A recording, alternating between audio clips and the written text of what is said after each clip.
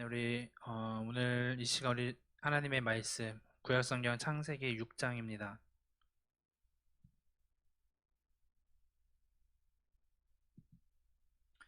창세기 6장 1절에서 8절까지 말씀을 함께 보겠습니다.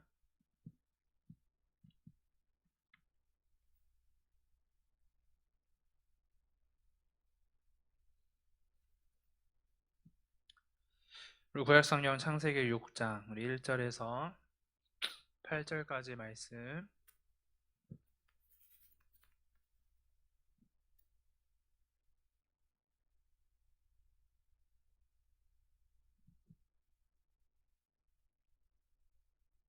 한 절씩 교독하겠습니다. 사람이 땅 위에 번성하기 시작할 때에 그들에게서 딸들이 나니 하나님이 사람이 딸들의 자기들이 좋아하는 모든 여자를 아내로 삼는지라.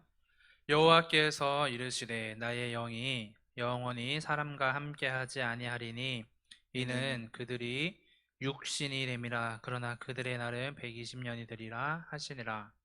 당시의 땅에는 네피림이 있었고 그 외에도 하나님의 아들들이 사람의 딸들에게로 들어와 자식을 낳았으니 그들은 용사라 고대의 명성이 있는 사람들이었더라. 여호와께서 사람의 죄악이 세상에 가득함과 그의 마음으로 생각하는 모든 계획이 항상 악할 뿐임을 보시고 땅 위에 사람 지으셨음을 한탄하사 마음에 근심하시고 이르시되 내가 창조한 사람을 내가 지면에서 쓸어버리되 사람으로부터 가축과 기는 것과 공중의 새까지 그리하리니 이는 내가 그것들을 지었음을 한탄함이니라 하시니라. 그러나 노아는 여호와께 은혜를 입었더라. 아멘. 아멘. 할렐루야. 아멘. 네, 요즘 날씨가 좀 어떤가요, 우리 성도 여러분? 많이 좋아졌죠? 이제 좀 살만한 것 같아요, 그쵸? 네. 좀 숨도 좀 쉬면서 사는 것 같아요.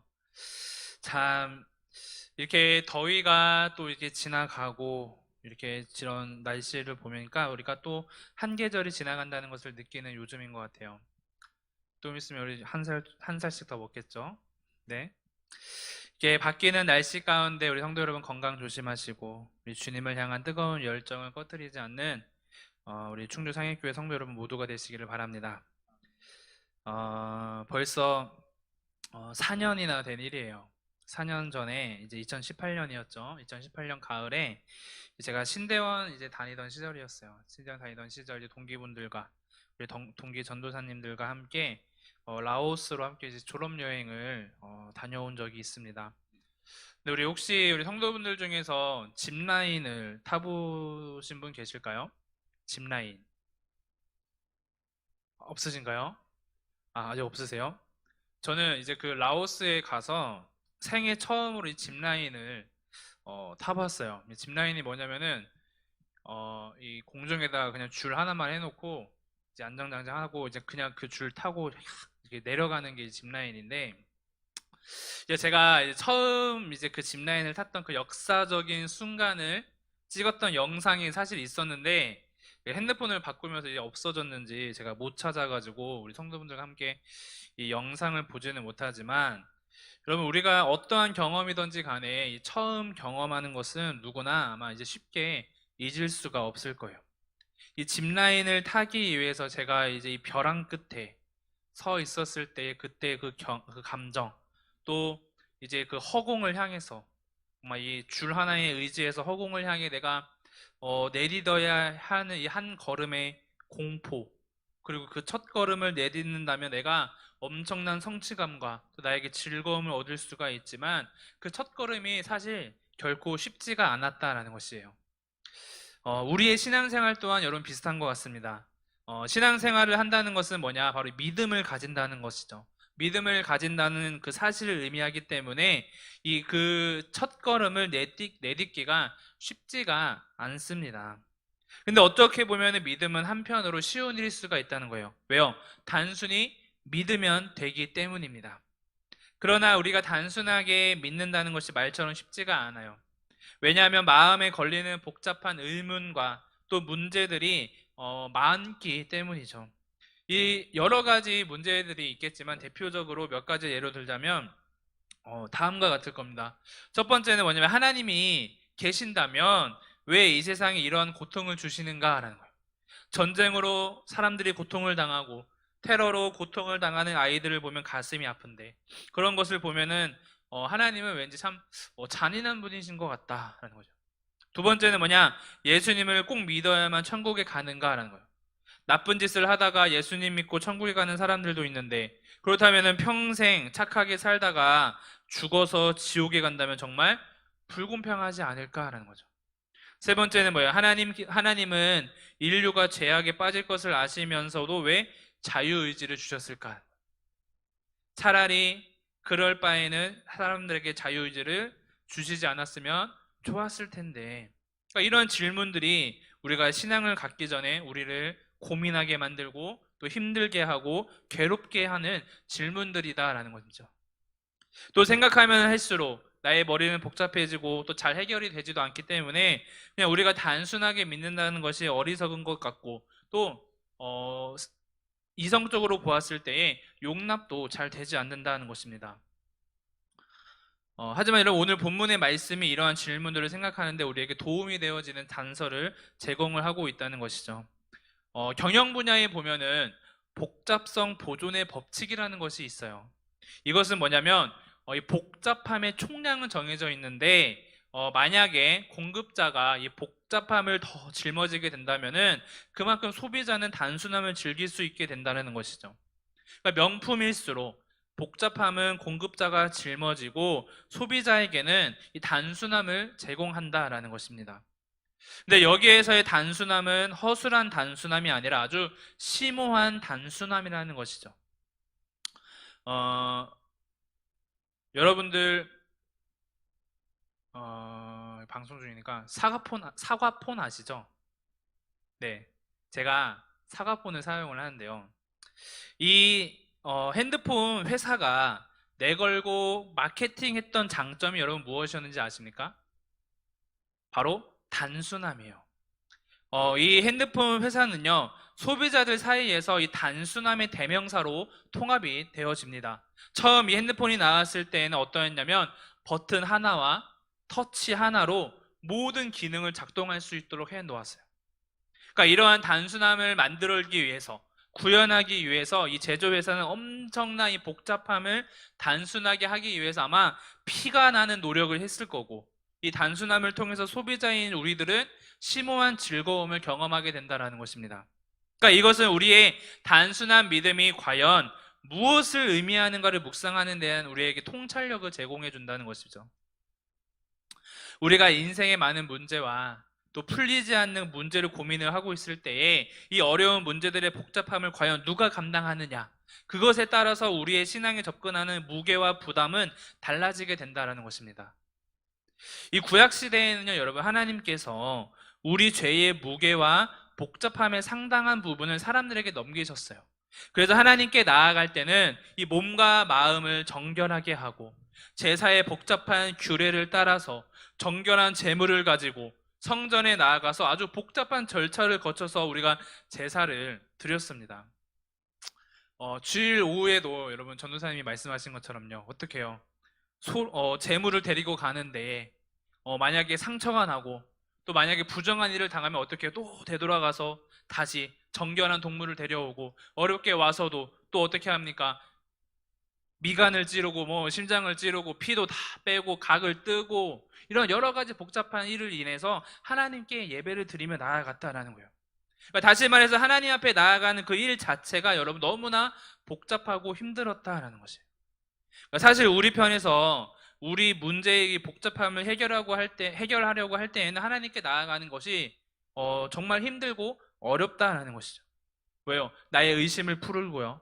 또 나의 죄의 습관을 끊어야 하고 또 내가 사랑하는 것들을 다 정리해야 되는 거예요.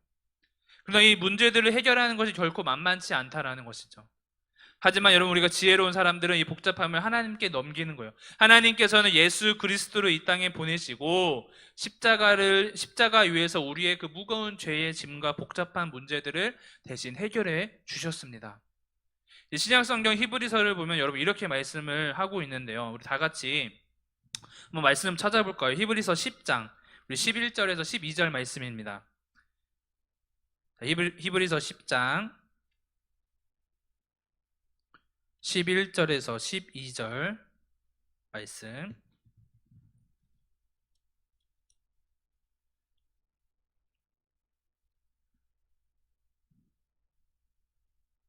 같이 우리 11절 12절 함께 읽겠습니다. 시작. 제사장마다 매일 서서 섬기며 자주 같은 제사를 드리되 이 제사는 언제나 죄를 없게 하지 못하거니와 오직 그리스도는 죄를 위하여 한 영원한 제사를 드리시고 하나님 우편에 앉으사. 아멘. 아멘. 이 같은 말씀을 제가 이런 표준 세번역으로 한 번 더 봉독해 드리겠습니다. 모든 제사장은 날마다 서서 직무를 행하고 똑같은 제사를 거듭 드리지만 그러한 제사가 죄를 없앨 수는 없습니다. 그러나 그리스도께서는 죄를 사하시려고 오직 한 번으로 영원히 유효한 제사를 드리신 뒤에 하나님 오른쪽에 앉으셨습니다. 어떠신가요? 저는 이 표준 세번역이 조금 더 마음에 와닿는 것 같아요. 그러니까 구약의 그 복잡한 제사 절차로 죄를 용서받는 그 효력은 사실 임시적이다라는 거예요. 그래서 하나님 편에서 이 복잡한 문제를 다 떠안으시고 예수 그리스도를 통해서 단 한 번의 영원한 제사로 이 문제를 해결해 주셨다라는 말씀입니다.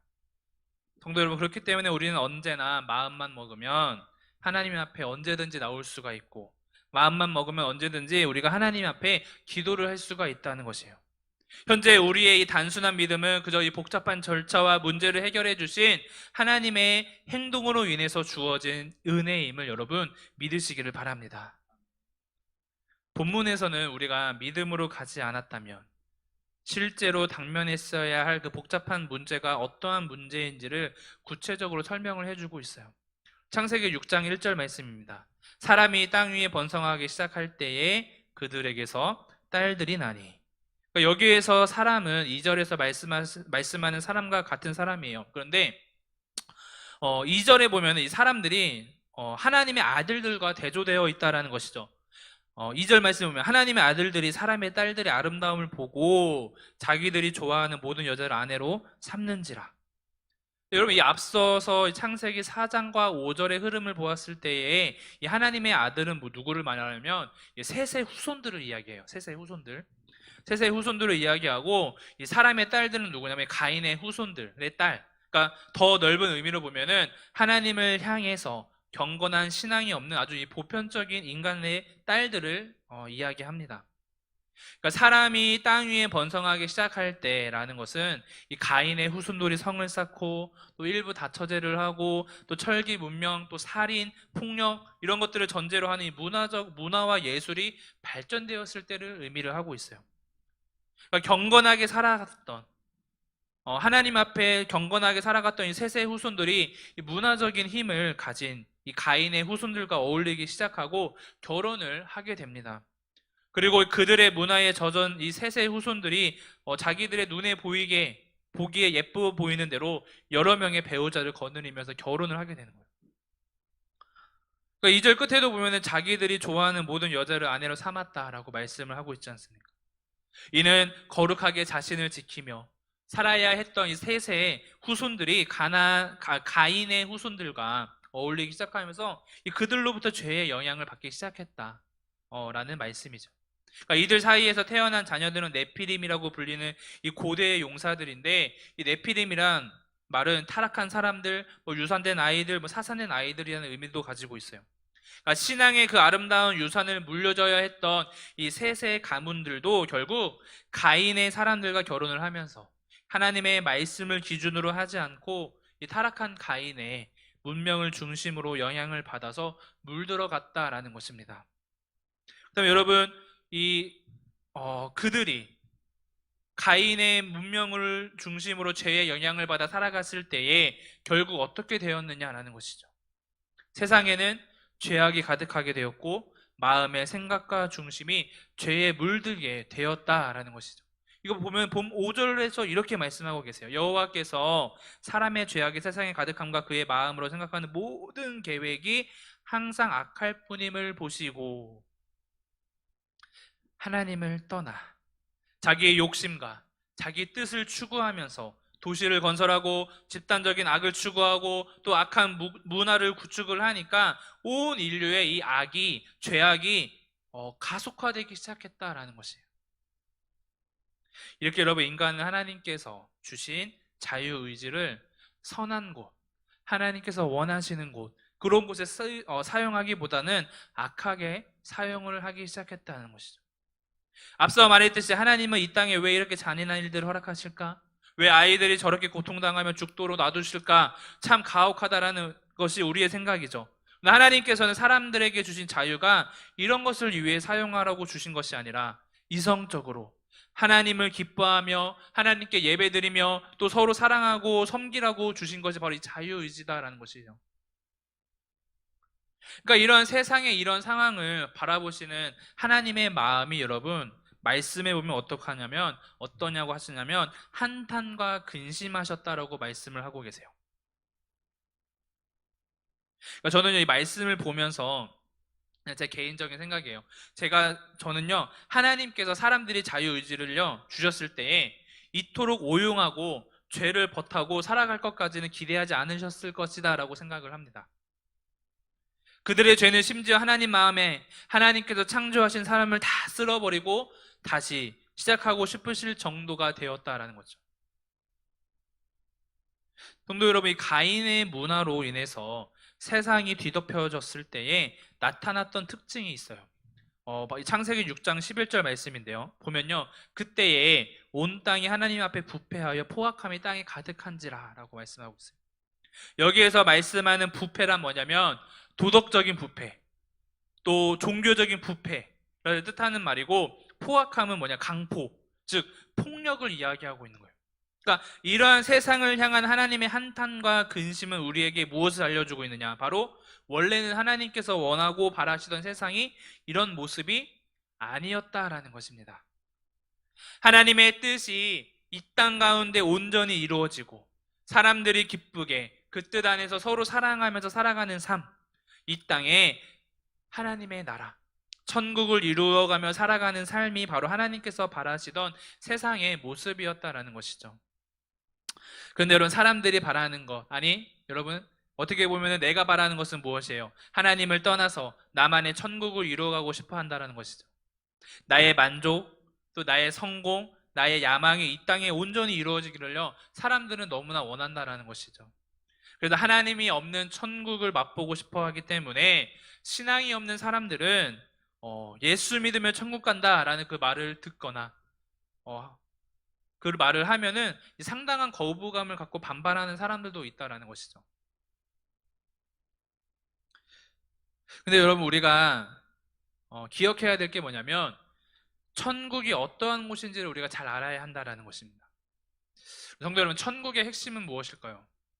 천국의 핵심, 바로 하나님의 통치, 하나님이 다스림이 있는 곳이 바로 천국이다라는 것이죠.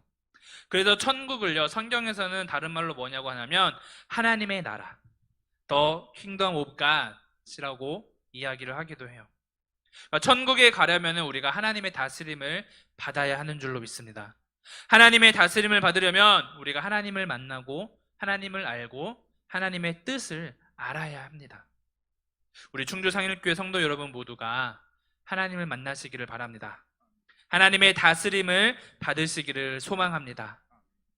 그다음에 여러분, 천국의 반대는 뭘까요? 네, 지옥이죠. 그러면 지옥의 핵심은 뭘까요? 뭐 뜨거운 불? 뭐 고통? 아니죠. 지옥의 가장 큰 핵심은 뭐냐? 하나님의 통치가 없다는 거예요. 하나님께서 계시지 않는 곳이니까 그곳에는 죄와 사망과 사탄의 세력이 있습니다. 이런 것을 보면 많은 사람들이 여러분 셀카봉을 들고서 천국을 기대하는 것과 같아요. 여러분, 셀카봉 아시죠? 사진 찍을 때 이렇게 들고서 찍고, 요즘에는 삼각대도 많이 사용을 한다고 하더라고요. 그렇죠? 근데 우리가 여러분 사진을 찍을 때에 이 셀카봉이나 뭐 삼각대를 사용하는 이유가 뭘까요? 보통 다른 사람에게 사진을 찍어달라고 부탁을 하기가 좀 민망하기도 하고 번거롭기도 하고, 또 용기를 내어서 사진을 찍어달라고 부탁을 했는데 다른 사람이 사진을 찍어준 것을 보면은 어때요? 10이면은 한 8, 9? 내 마음에 들지 않기 때문에 이 나의 관점, 또 내 기준의 상황과 배경의 모든 것을 맞추기 위해서 사용을 한다는 거예요. 그리고 사진을 찍으면 또 어떻게 해요? 요즘에 젊은 사람들 SNS에 올리고 자랑하고 사람들의 댓글과 좋아요를 기다리고 있어요. 내가 본 기준이 좋다라는 것을 인정받기를 원한다라는 것이죠. 만약에 천국을 여러분 이런 식으로 보고 기대한다면 그 천국은 뭐냐? 나만을 위한 천국이다라는 것이죠.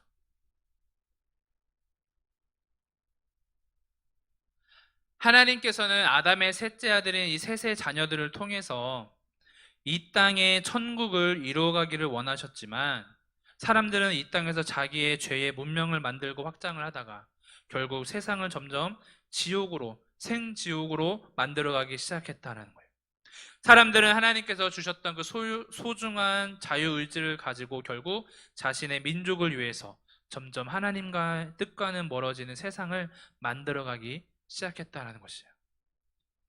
그렇다면 여러분, 왜 자신의 만족을 위해서 살아가다가 보면은 삶이 좋아져야 할 텐데 또 만족감이 높아져야 할 텐데 그렇지 않고 왜 더 좋지 않은 상황으로 가고 또 더 마치 생지옥과 같은 상황으로 변해가는 것일까라는 거죠.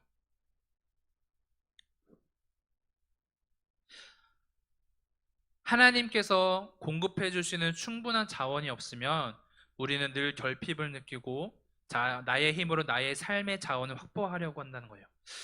여러분, 우리나라 사람들이 가장 많이 하는 것이 무엇인지 아세요? 뭘까요?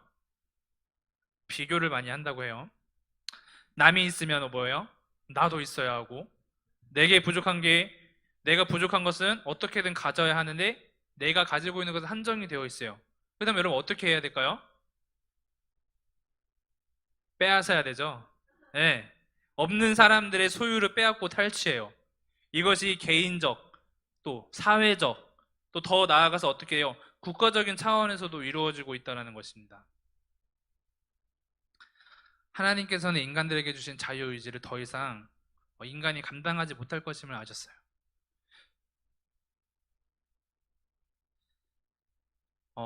저 같으면은 이 사람들의 자유의지를 모두 빼앗아서요. 그냥 말 잘 듣는 로봇으로 만들어 버렸을지도 몰라요.